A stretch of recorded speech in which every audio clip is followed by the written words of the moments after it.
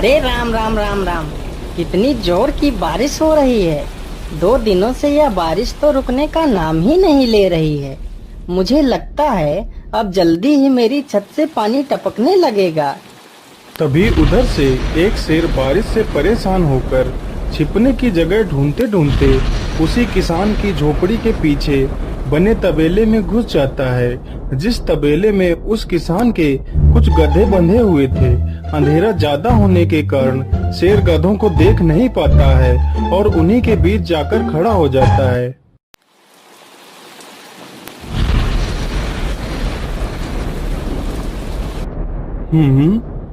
यहाँ से तो किसी मनुष्य की आवाज आ रही है। चलो चुपचाप बैठा रहता हूँ, जैसे ही यह आदमी मेरे करीब आएगा मैं इसे खा लूंगा। हाय हाय हाय, यह बारिश कब रुकेगी? ऊपर से यह टपका भी आ गया। अब मैं क्या करूं? इस टपके से कैसे बचूं? इतना तो डर मुझे शेर और बाघ से भी नहीं लगता है, जितना डर मुझे इस टपके से लगता है। अरे यह टपका कौन है? मुझे लगता है यह टपका तो मुझसे भी ज्यादा खतरनाक है।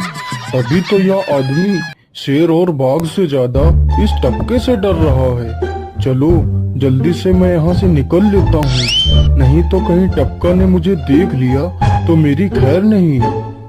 ओहो, अब मैं इस टपका से कैसे बचूं? चलो जल्दी से मैं अपनी मौसी के घर चला जाता हूँ।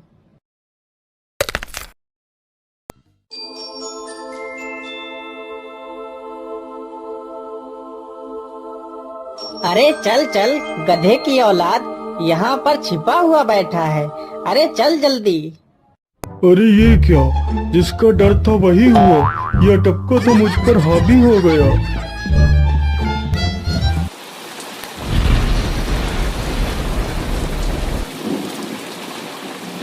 कैसे बचूं? कैसे बचूं?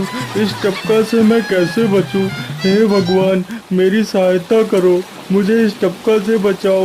मैं आज के बाद किसी प्राणी को नहीं मारूंगा, मैं मांसाहार छोड़ के शाकाहारी बन जाऊंगा। भगवान मेरी रक्षा करो। शेर को दौड़ते दौड़ते रात से सुबह हो जाती है।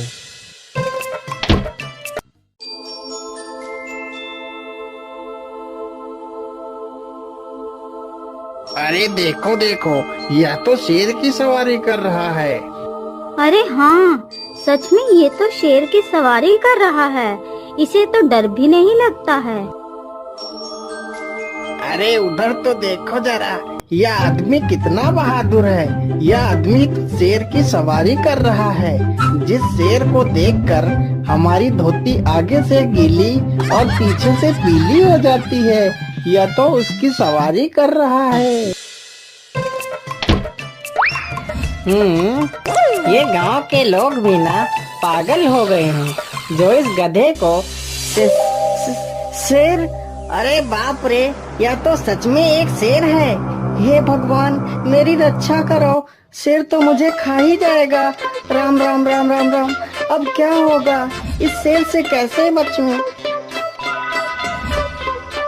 अरे यह तो एक बरगद का पेड़ है। यही अच्छा मौका है, जल्दी से इस बरगद की जड़ पकड़कर ऊपर चढ़ जाता हूँ।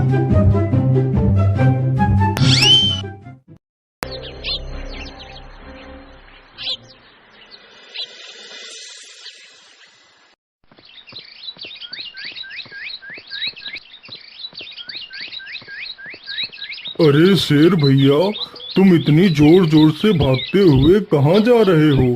आप तो बहुत डरे हुए लग रहे हो। आप तो जंगल के राजा हो, आपको किसका भय है?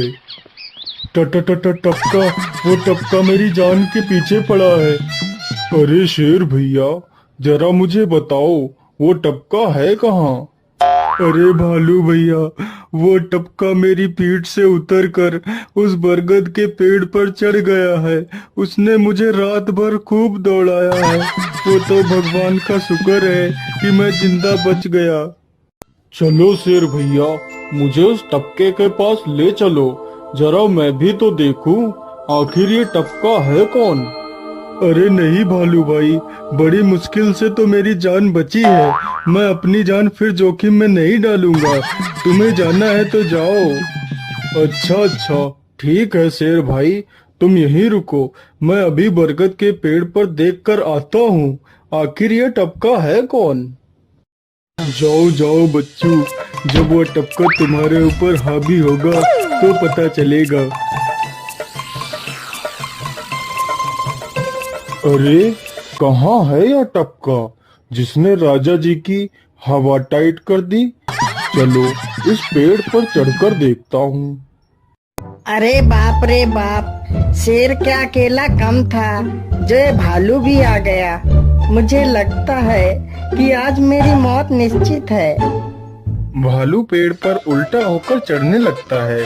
तभी किसान और तेज से कांपने लगता है। कांपने की वजह से किसान के हाथ से छड़ी छूट जाती है और उल्टा होकर चढ़ रहे भालू के पिछवाड़े पर जा लगती है। भालू धड़ाम से जमीन पर गिरता है।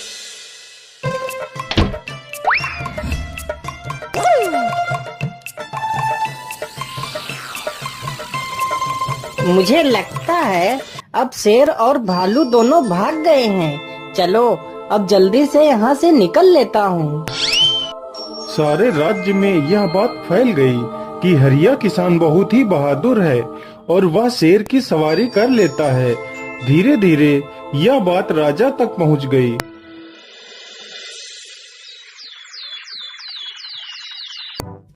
महाराज, क्यों न हम पड़ोस के गांव से हरिया किसान को बुलवा लेते हैं। वह बहुत ही बहादुर है। उसके बहादुरी के चर्चे तो पूरे राज्य में हैं।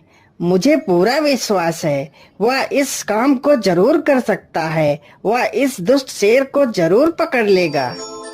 सैनिकों, हरिया किसान को आदर पूर्वक हमारे दरबार में पेश किया जाए। महाराज, आपने हमें याद किया। बताइए क्या बात है। मालिक, हमसे कोई भूल हो गई क्या मालिक? नहीं नहीं हरिया, तुमसे कोई गलती नहीं हुई है। यह कुछ लोग पड़ोस के गांव से आए हैं। इनका कहना है कि इनके गांव में कोई दुष्ट शेर आ गया है जो इनके पशुओं को उठाकर ले जाता है और उन्हें मारकर खा जाता है। हमने तुम्हारी बहादुरी के बहुत सारे किस्से सुने हैं। तुम बहुत ही बहादुर हो, इसलिए मैं तुम्हें उस शेर को पकड़ने की ये जिम्मेदारी सौंपता हूँ। अरे बाप रे बाप, उस बार तो मैं शेर के हाथों बच गया था, लेकिन इस बार मैं नहीं बचूंगा। अगर मैंने महाराज को सच सच बता दिया तो झूठ बोलने के जुर्म में मुझे फांसी पर ही चढ़ा देंगे। अरे हरिया, तुम मन ही मन क्या बड़बड़ा रहे हो? कुछ नहीं महाराज, कुछ नहीं। मैं सोच रहा था कि मैं शेर को कैसे पकड़ूं।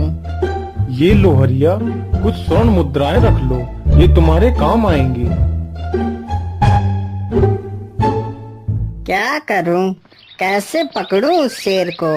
ये महाराज ने भी मुझे कैसी दुविधा में डाल दिया है। क्या करूं, क्या करूं? हाँ, मिल गया। फिर हरिया बाजार से एक रस्सी और एक जाल तथा एक बकरी खरीद कर लाता है। चलो जल्दी से, मैं यहाँ पर एक गड्ढा खोद देता हूँ।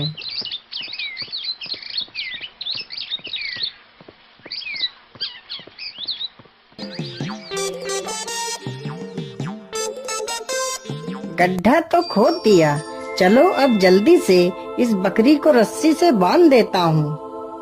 हरिया ने बकरी को रस्सी से बांधकर गड्ढे में खड़ा कर दिया और जाल को लेकर पेड़ की डाल पर बैठ जाता है। थोड़ी ही देर बाद जब बकरी को भूख लगती है तो वह चिल्लाने लगती है। अरे, यह तो बकरी के चिल्लाने की आवाज है, लेकिन यह आवाज आ कहां से रही है? आसपास तो कोई नहीं दिख रहा है। मुझे लगता है यह आवाज उस पेड़ के पास से आ रही है। चलो चलकर देखता हूँ।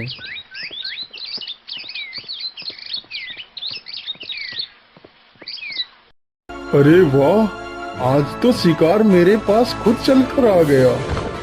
शेर तुरंत ही बिना देर किए हुए गड्ढे में छलांग लगा देता है। तभी किसान तुरंत ही बकरी को ऊपर खींच लेता है और जाल को गड्ढे के ऊपर गिरा देता है। शेर गड्ढे में ही फंस जाता है। यह देखकर गांव के सभी लोग बहुत ही खुश हो जाते हैं।